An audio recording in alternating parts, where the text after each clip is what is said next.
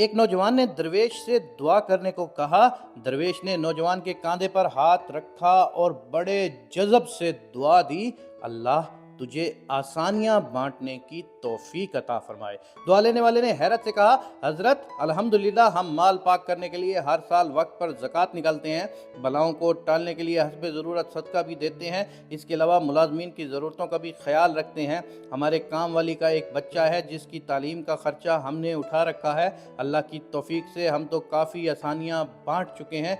दरवेश थोड़ा सा मुस्कुराया और बड़े धीमे और मीठे लहजे में बोला, मेरे बच्चे, सांस, पीना, खाना, पैसे, ये सब तो रिस्क की मुख्तलिफ किस्में हैं, और याद रखो, रज़ाक और अल रज़ाक सिर्फ और सिर्फ अल्लाह तबारक व तआला की ज़ात है।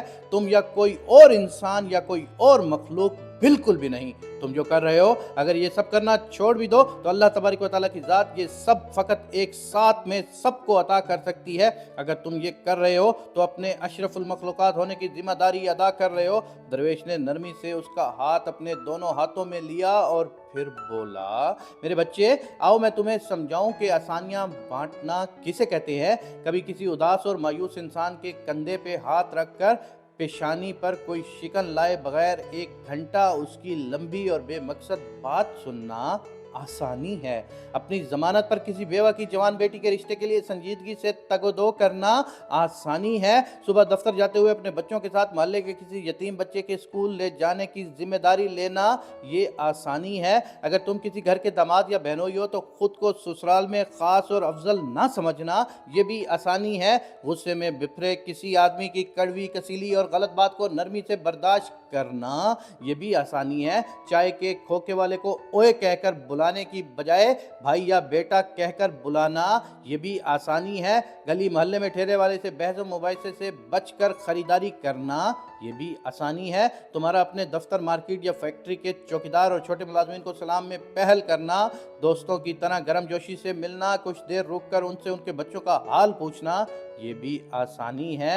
अस्पताल में अपने मरीज के बराबर वाले बिस्तर के अनजान मरीज के पास जाकर उसका हाल पूछना और उसे तसल्ली देना ये भी आसानी है। ट्रैफिक इशारे पर तुम्हारी गाड़ी के आगे खड़े शख्स को हारन ना देना, जिसकी मोटरसाइकिल बंद हो गई हो, समझो तो ये भी आसानी है। दरवेश में हैरत में डूबे नौजवान को शफकत से सर पर हाथ फेरा और सिलसिला कलाम जारी रखते हुए कहा, बेटा जी, तुम आसानी फैलाने का काम घर से क्यों नहीं शुरू करते? आज वापस जाकर बाहर दरवाजे की घंटी सिर्फ 1 मरतबा देकर दरवाज़ा खुलने तक इंतज़ार करना। आज से बाप की डांट ऐसे सुनना जैसे मोबाइल पर गाने सुनते हो।